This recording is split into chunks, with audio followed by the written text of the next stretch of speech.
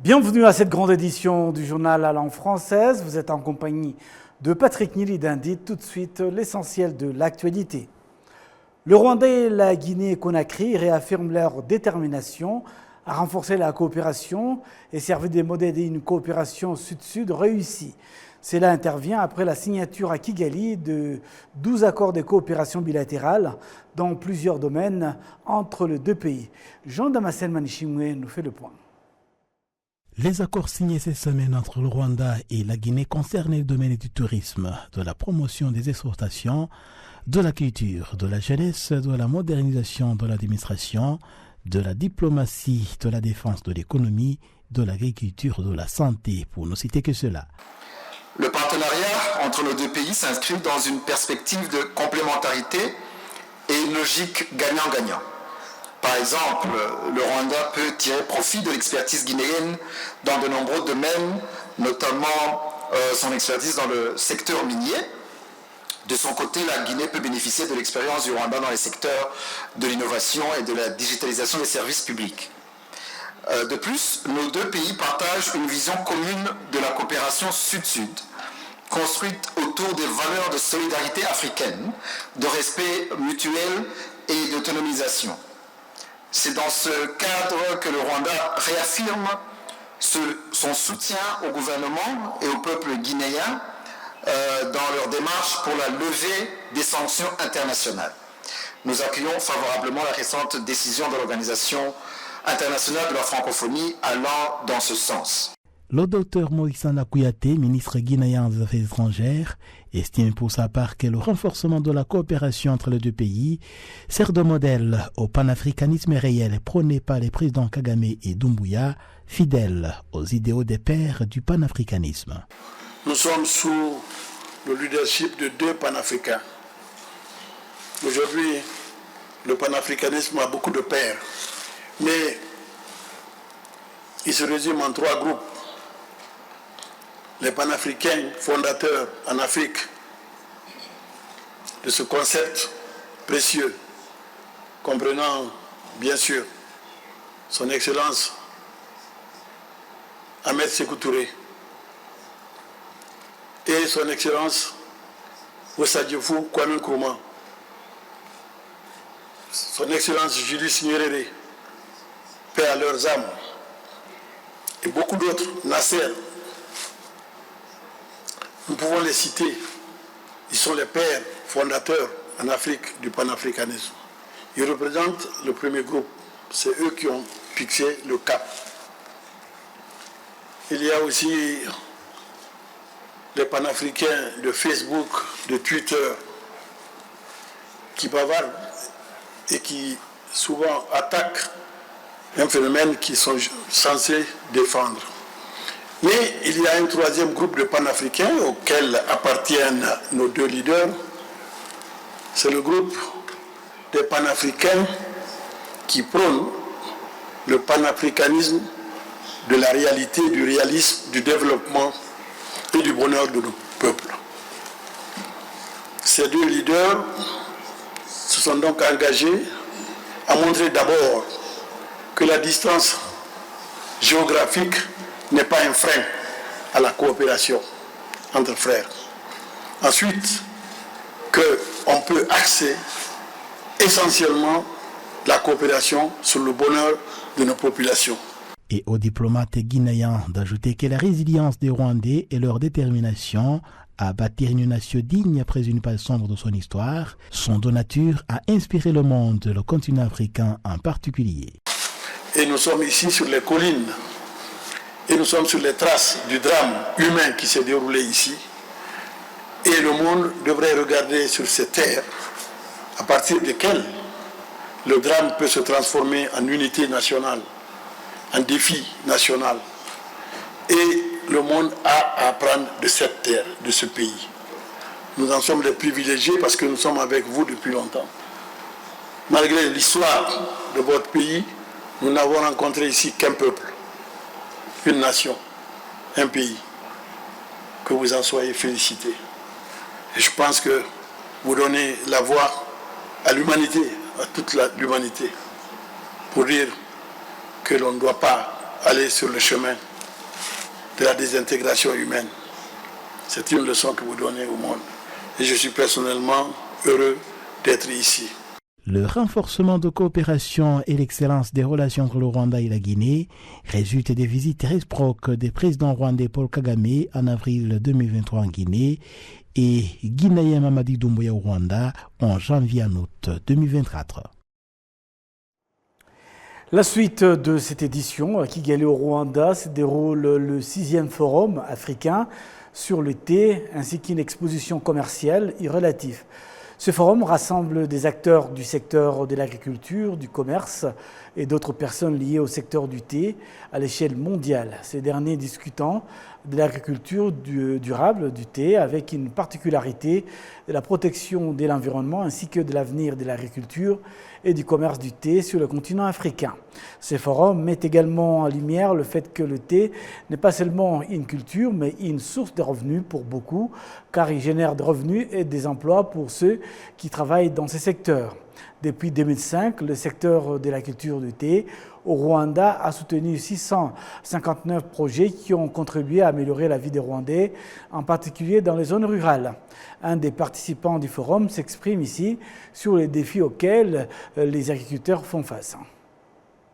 Les agriculteurs du thé, pour le moment, sont satisfaits du prix, mais quelquefois le prix change. Avec des problèmes peut-être de l'Occident, dû aux guerres qui se trouvent en Ukraine et en Russie aussi, parce que c'est là où provient l'engrais chimique. Il y a aussi d'autres problèmes dus au changement climatique. Quelquefois, les pluies qui ne tombent pas comme il faut, qui ne plaît pas comme il faut, la saison sèche qui dure longtemps, et quelquefois les inondations, tout ça, ça dérange l'agriculture du thé. Mais les agriculteurs essaient comme ils peuvent, d'une façon ou d'une autre. Et quelquefois, il y a aussi le retard des engrais chimiques qui dérange aussi l'agriculture. Et apparemment, c'est une agriculture qui développe le paysan, cultive, et qui développe aussi le pays. Et on essaie de faire des extensions pour augmenter la superficie cultivable et on essaie aussi d'améliorer la qualité parce que s'il y a une bonne qualité, le prix aussi augmente. Et je crois que chez nous, le prix augmente quand il n'y a pas de problème de ces défis-là dont je vous ai parlé. Défis du changement climatique, défis de guerre de l'Occident. Tout ça, s'il n'y a pas ces problèmes, le paysan est content du prix. Au départ, il y avait une population vieille qui cultivait le thé. Apparemment, on avait des problèmes de personnes qui puissent faire la cueillette du thé. Mais avec la mobilisation, pour le moment, on essaie de récolter toute la quantité cultivable. Mais aussi, la jeunesse doit être mobilisée pour que cette population vieille soit remplacée effectivement par la population jeune. Donc on intéresse suffisamment les jeunes pour qu'ils entrent dans le système agricole du thé, d'autant plus que nous augmentons aussi la superficie. La suite de cette édition à Paris en France, c'était né donc le week-end dernier, le sommet de la francophonie organisé par l'OIF, l'OIF qui est donc l'Organisation internationale de la francophonie. Mon collègue Jean Damascène Manichimou était sur place et a pu s'entretenir avec Madame Louise Mushikiwabo, secrétaire générale de l'OIF. Nous suivons cet entretien. Le 19e sommet de la francophonie vient de se clôturer ici à Paris. Et nous avons l'honneur d'accueillir la secrétaire générale de l'OIF, Madame Louise Mouchitiwabo.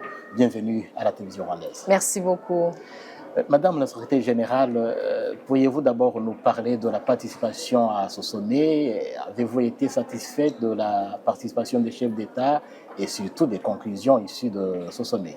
Alors, ce sommet, qui est mon deuxième sommet en tant que secrétaire général, était d'abord un sommet très important parce que le sommet de Djerba, c'était mon premier sommet et c'était un sommet où je devais rassurer les chefs d'État que la transformation de l'organisation qu'ils m'ont demandé était bien avancée. C'était le sommet de la transformation. Le sommet de Paris, 2 ans après Djerba, c'est un sommet de consolidation des résultats de cette réforme, notamment avec un nouveau format du sommet sans discours de chefs d'État, mais plutôt des tables rondes des chefs d'État avec autour de la table des jeunes dans l'innovation de l'espace francophone. C'était pour moi un sommet très réussi de par la participation des chefs d'État et de gouvernement, de par le fait que nous accueillons de nouveaux membres dans notre organisation et de par le fait qu'on a pu se focaliser sur la question de l'emploi de la jeunesse. Oui. Et surtout, vous faites allusion à la jeunesse qui est au centre même des préoccupations de la francophonie. Et comment comptez-vous continuer à toujours valoriser cette jeunesse, surtout qu'il y a des disparités dans les pays membres? D'abord, il faut comprendre que le rôle d'une organisation comme la nôtre est un rôle de soutien, d'accompagnement et de facilitateur. Nous ne sommes pas une organisation, nous restons une organisation modeste, d'abord de par nos budgets qui sont autour de 70 millions d'euros par an, avec des programmes dans différents domaines. Mais concernant la jeunesse, tout d'abord, nous voulons que nos États et que les autres acteurs, la société civile, le monde universitaire, le monde des affaires, comprennent que la jeunesse est au centre de nos activités et j'espère de la préoccupation des gouvernements rassemblés ici au sommet. Ensuite, des programmes précis de notre organisation. Par exemple, un de nos programmes phares qui est la formation des jeunes au métier du numérique, qui est engagé dans une vingtaine de pays membres aujourd'hui. Aussi, tout ce qui est formation, que ce soit sur la langue française, que ce soit dans le domaine du développement durable, par exemple, nous insistons toujours pour que la jeunesse soit la priorité de nos programmes. Oui. Une autre catégorie qui est au centre des préoccupations de l'OIF, c'est la catégorie des femmes. Et l'OIF a mis en place le fonds La Francophonie avec elle. Et quelle évaluation faites-vous de ce fonds? Est-ce qu'il a déjà atteint ses objectifs? Est-ce que c'est un processus qui continue? Le fonds La Francophonie avec elle que j'ai mis en place pendant la pandémie en 2020 est né de l'idée de pouvoir apporter un certain soutien à la vie économique des femmes qui étaient à l'époque, qui le restent d'ailleurs en quelque sorte, en situation de précarité économique, surtout en vue du confinement qui confinait, qui gardait les femmes chez elles et qui n'ont pas pu, vous savez bien, dans la plupart de nos pays du Sud, que les femmes partent de chez elles tôt le matin pour quelques activités économiques. Et donc nous avons voulu apporter notre soutien à ces femmes-là. C'est un programme qui a commencé modestement, où j'ai décidé, avec l'accord des ministres en charge de l'organisation, de rassembler des fonds qui n'allaient pas être utilisés comme prévu à cause de la pandémie. Oui. Tout ce qui est conférences, tout ce qui est voyage à travers le monde. Certaines activités qui, tout d'un coup, ne pouvaient pas avoir lieu oui. à cause des restrictions. Et nous avons commencé avec 3 millions d'euros Avec la première édition, très rapidement, nous nous sommes adaptés pour très rapidement pouvoir décaisser des fonds qui sont allés à un groupe de femmes qui qualifiaient après notre appel à candidature. Depuis lors, la francophonie avec elle est devenue la star de nos activités. Nous sommes à l'origine, on n'était que sur le continent africain. Oui. Aujourd'hui, nous avons pu étendre nos activités, par exemple au Liban, notre pays francophone qui représente notre organisation au Moyen-Orient, où nous avons aussi un bureau, une représentation. Nous sommes en Asie du Sud-Est aussi, Vietnam et Cambodge. Et c'est en fond que finalement j'ai demandé à nos bailleurs, à nos États, de pouvoir garder en place, pérenniser comme programme de l'OIF et qui aujourd'hui, j'en ai parlé dans mes interventions lors du sommet, on est à la 5e édition, autour de 13 millions d'euros, mais nous avons prévu pour, en tout cas, les quelques prochaines années, un minimum de 2 500 000 euros pour pouvoir justement apporter ce soutien aux femmes, qui restent très modestes parce que les besoins sont énormes. Sont immenses. Ah oui, au cours de ce sommet, Madame la Secrétaire Générale, vous avez, au cours de vos interventions, vous avez réitéré la position de l'OIF que le français n'est pas une langue qui est en conflit avec n'importe quelle autre langue. Tout à fait. Et alors, comment est-ce que l'OIF compte accélérer son apprentissage à travers le monde dans son multilinguisme qui se développe de plus en plus dans le monde? Oui, je le dis et depuis que je suis à la tête de la francophonie, puisque j'ai la mission de faire rayonner la langue française, que notre état d'esprit n'est pas un état d'esprit de compétition. On ne va pas être bloqué par le fait que la langue anglaise a pris beaucoup d'essor, que c'est la langue qui attire surtout la jeunesse à travers le monde. Je pense qu'on doit être réaliste et comprendre que la langue française aujourd'hui évolue au milieu et j'espère en harmonie avec d'autres espaces linguistiques. Et donc, il y a ce constat-là. Et je le vois aussi parce que c'est la réalité de nos pays. À part la France et peut-être le Québec, en quelque sorte, tous nos autres pays ont d'autres langues. Oui. Et donc ça, c'est la réalité de nos pays. Sur le plan international, la langue française perd du terrain dans les organisations internationales. L'Union européenne ici à côté de nous à Bruxelles, New York au niveau des Nations Unies, même Addis Abeba à l'Union africaine. Et ça, c'est un constat.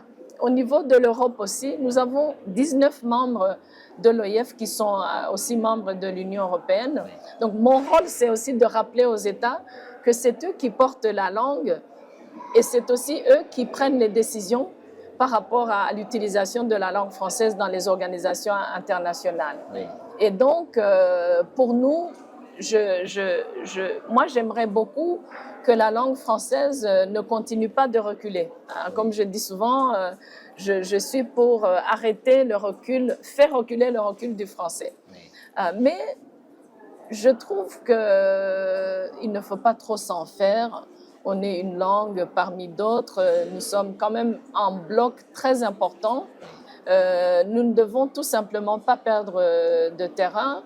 Et d'ailleurs, j'avais demandé au chef d'État lors du dernier sommet à Djerba, en Tunisie, de s'engager sur la langue française dans le multilinguisme, oui, qui est la réalité du pays. Et je suis très fière de 8 pays, dont mon propre pays, le Rwanda, qui depuis Djerba, donc il y a 2 ans, se sont prêtés à un exercice d'évaluation par l'OIF de l'état de la langue française pour un suivi, un accompagnement de ces pays-là. Donc 8 pays dont le Rwanda est sur les 5 continents, le Vietnam, l'Arménie, la Côte d'Ivoire, le Rwanda, les Seychelles, c'est des pays qui ont accepté de travailler avec nous pour que la langue française soit plus présente dans les pays.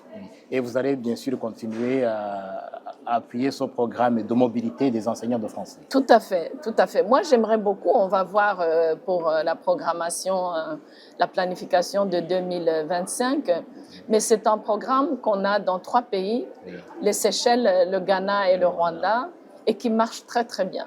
Et donc, j'aimerais qu'on puisse passer à l'échelle. On verra avec les équipes, avec l'administratrice de l'OIF. Je pense que c'est un programme qui va s'étendre puisque la demande est là. Et même dans les pays où ce programme est déjà déployé, qu'on puisse faire plus et avoir beaucoup plus d'impact. Oui. Et pour terminer, Madame la Secrétaire Générale, un élément que vous avez, qui a été mentionné plusieurs fois pendant le sommet, c'est le multilatéralisme qui, malheureusement, aujourd'hui, défavorise certaines parties, donc qui est à repenser. Et comment est-ce que l'OIF compte continuer à faire entendre sa voix pour que la situation change? Le multilatéralisme qui peine à jouer le rôle pour lequel il a été mis en place est un sujet de préoccupation pour nous à l'OIF et pour moi qui suis dans le monde multilatéral depuis plusieurs années parce que ça touche à la fondation même de notre organisation. Nous sommes un groupe de pays, nous sommes une organisation intergouvernementale multilatérale sur les 5 continents et vous avez vu que depuis quelques années, on parle de réforme du système onusien, de réforme du Fonds monétaire et de la Banque mondiale. Vous savez que le président de la République rwandaise a eu la charge de la réforme de l'Union africaine. Moi-même, j'ai été élue avec un mandat des chefs d'État de réformer, de repenser la francophonie après 50 ans, qui a eu 50 ans en 2020. Et donc, ce système qui a été mis en place après la Deuxième Guerre mondiale doit s'adapter aux réalités du monde d'aujourd'hui. Mais j'en ai parlé encore hier au huis clos politique des chefs d'État et de gouvernement de l'OIF. Nous devons tout faire pour que les États qui sont membres de nos organisations puissent trouver leur place, sentir que l'organisation leur sert à quelque chose et surtout être à l'écoute. Parce que vous savez, dans les organisations internationales qui existent depuis plusieurs années, on a tendance à rester dans la routine. On ne pense pas que les problèmes qu'on voit, dont on parle tout le temps, affectent même la réputation de nos organisations et surtout ne servent pas nécessairement les peuples, ce qui est à l'origine, par exemple, de la fondation de l'OIF. Et donc, ce multilatéralisme repensé est vraiment une absolue nécessité aujourd'hui. Madame la Secrétaire Générale, merci beaucoup de votre temps à la télévision rwandaise, à ce beau pavillon du village de la francophonie. C'est moi qui vous remercie. Des participants au Forum économique Biashara Afrique 2024 en provenance de pays membres de la communauté est-africaine se sont réunis ce vendredi à Kigali pour chercher des solutions aux problèmes qui entravent le commerce dans ce pays. Les détails avec Kassim Issouf.